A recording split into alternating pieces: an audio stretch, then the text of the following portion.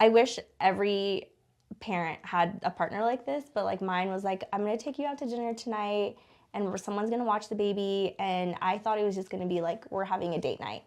And then at dinner, he was like, I'm not saying this to offend you. He's like, and I'm not saying it to make you upset. He was like, but I think you're going through something postpartum. And I just wanna know how we can get you out of it and how we can help you. And so it came from just like such a loving space. But he had to tell me Well, because I was just so deep in it. that must have not been easy for him because No. it's He's like, she's gonna kill me. yeah, doesn't want to come out accusatory Yeah. but he really wanted to help you and because he loves you, you know? And Exactly. isn't it crazy like to those it sounds like a simple conversation, but it's not.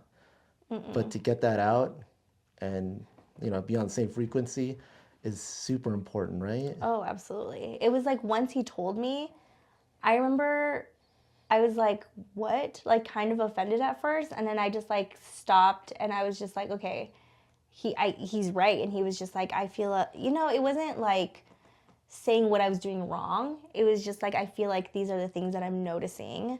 And I just want to know how I can help you. So came from a very loving space of like, let me help you. And so once we got there and once we understood, oh, okay, this is postpartum, I felt like that helped me be like, okay, what do I have to do to like get out of this? Yeah. And so it was just having the conversation that he for sure didn't want to have, but still did. And I think that's really important. And I think that's also all of it's like parenthood is you're just like, I don't want to have this conversation, but I have to have it. Yeah. How do I change it? Or how do we make these changes for the better? Yeah. But I think that was the start of like, okay, I need to reach out to a friend or I think I like talked to my doctor about like maybe getting on medication. Yeah. Or, what do we need so I have a babysitter once a week so that I can have time to myself. So it just helped us come up with a plan. And I think that is what helped me the most to be like, okay, I get one day this week to be by myself and like go do whatever I want that feels like me. So I think the plan and like having the hard conversations is very important. Did that help build your confidence in, hey, we're going to figure this out? Because you have literally a partner that's going to go through it with you. Absolutely. Because I That's knew I was great. supported. Yeah.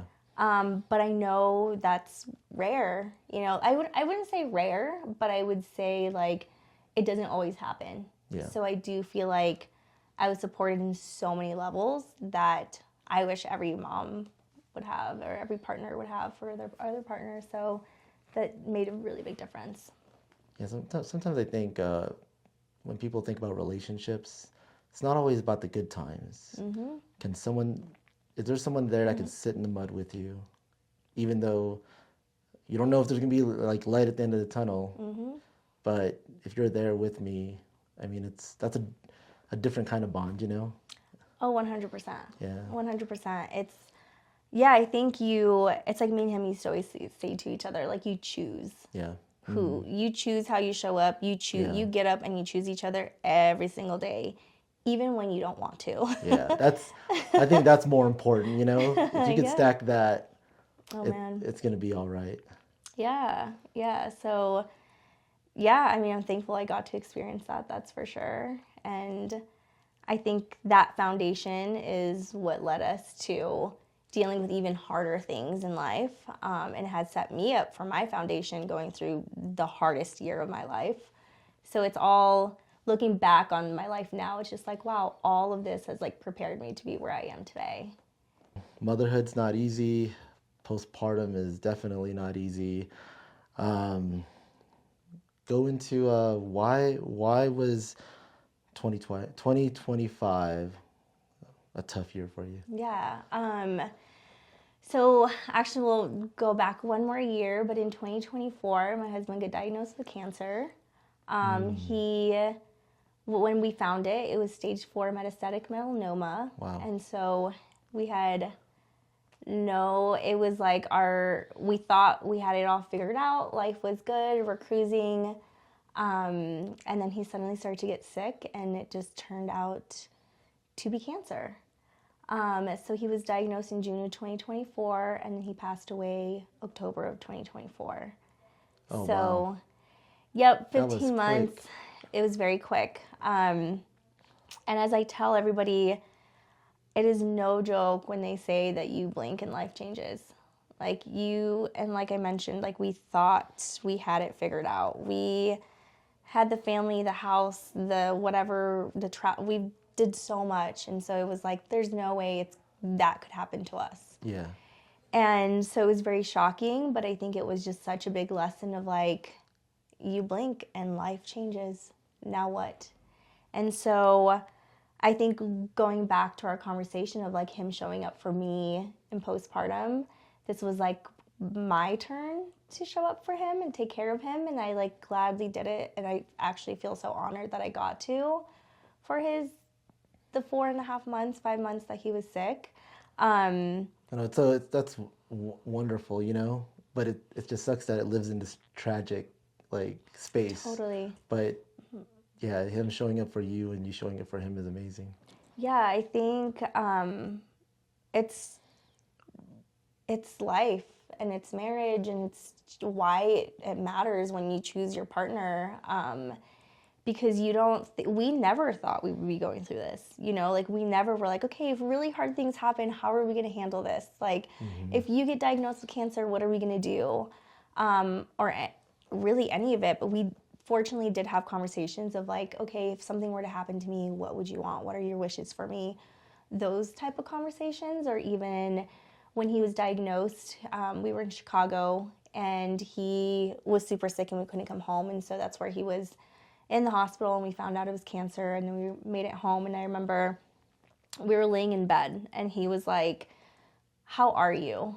And I was like, you are the one who just got diagnosed with cancer and you're asking how I'm doing? Like, what? And I think like that was a moment too where I was just like, to feel so deeply loved and cared for is like such a special thing. Yeah. But he also said, and this is like a conversation I repeat in my head often, is he said, one, I'm glad it's me and it's not you or the kids. And two, if this is a long-term battle, I don't want to do it because I don't want to live a life that is not going to be great for all of us.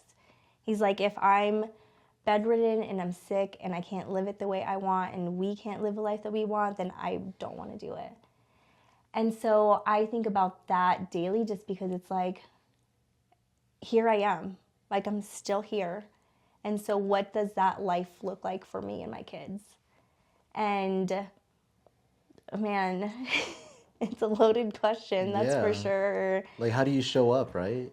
Yeah, and I think I could look at loss as, and it is so heartbreaking, and it is the hardest thing I've ever been through in my entire life, but I also use it as fuel.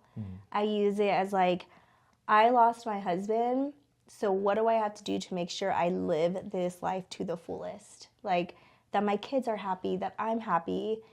It's a lot easier said than done. Oh yeah, for sure. A lot easier said than done. I still have a lot of hard days, but I use it as like, I don't want to be a victim of my circumstances. I want it to fuel me for the future.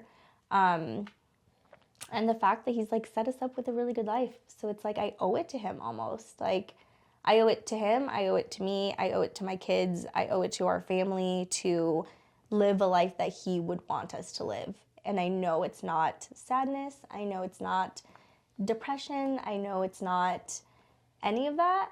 And so even though like loss is really hard, I think it's taught me so much too of like how I look at life.